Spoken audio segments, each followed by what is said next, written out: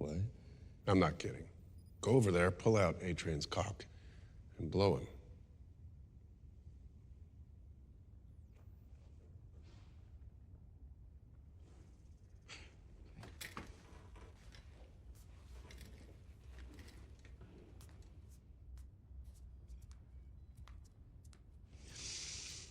Get up.